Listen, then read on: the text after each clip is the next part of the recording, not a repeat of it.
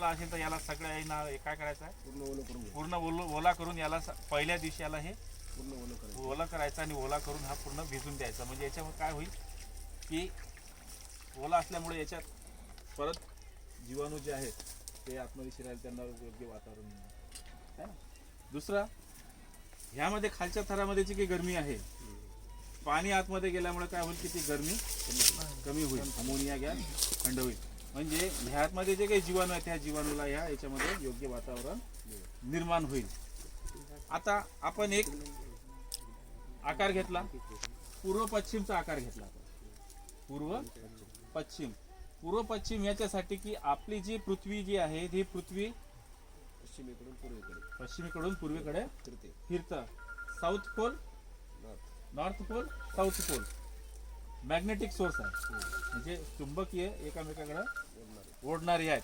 त्याच्यामुळं हे ज्या वेळेस आपण याच्यात लावतो तर त्या साईडला जीवाणू आणि या साईडला जीवाणू हे त्याच्यात आकर्षित होतात आणि ते झाल्यामुळे त्याच्यामध्ये जे काही कंपोस्टिंगची प्रक्रिया आहे ती प्रक्रिया जलद गतीने होते. त्याच्यामुळे आपल्याला पूर्व पश्चिम आकारमान घ्यायचा असतो. आणि सूर्य आता ज्यावेळेस पूर्वेकडून उगवतो आणि पश्चिमकडे जातो, तर हा जो ढिगारा आहे तर इथून ह्या साईडला पूर्ण ढिगाऱ्यावरती त्याला सूर्यप्रकाश पण मिळतं आणि ऊन पण मिळतं. म्हणजे जास्त वेळपर्यंत आपल्याला ते मिळतं. त्या साईडला जर उतरलं तर या साईडला सावली जास्त, त्या साईडला जर लावला तिकडून सावली जास्त. म्हणून जास्तीत जास्त याच्यावरती याला सूर्यप्रकाश असला पाहिजे म्हणून आपलं पूर्व पश्चिम ते घ्यायचं असतं. पूर्व पश्चिम दिशा घेतली.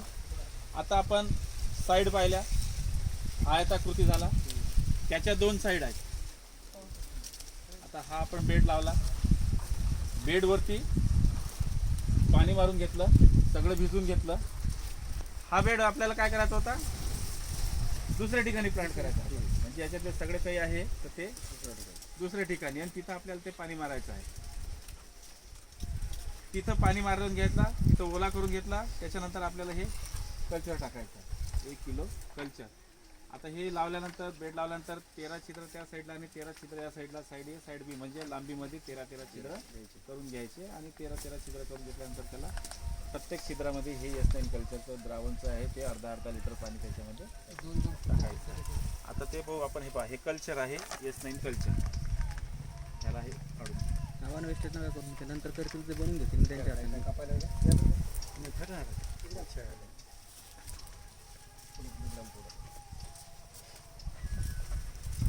आता हे हा जो कल्चर आहे, हा कल्चर आपल्याला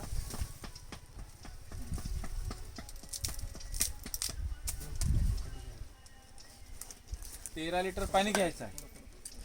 13 लिटर पाणी. छिद्र किती होते आपले, 13 दोन्ही 26.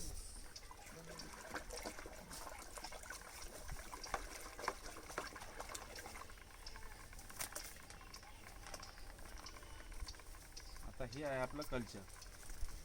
आपण जे आता किती कुंड बघणार त्या कुंडामध्ये आता हे पॅकेटमध्ये किती दिवस राहू शकते. आता हे कल्चर आहे. ह्या कल्चरमध्ये काय काय आहे माहिती आहे का, काल सांगितलं.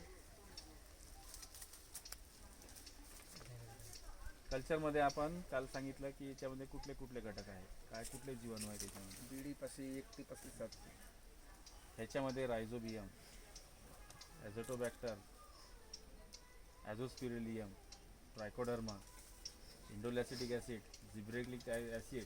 भूमनी अळीसाठी कोणी प्रश्न विचारला होता, मेटारायझियम, ते सुद्धा याच्यामध्ये आहे. म्हणजे भूमनी अळीचा जो मेन खाद्य आहे तो खाद्य म्हणजे हा कच्चा शेणखत.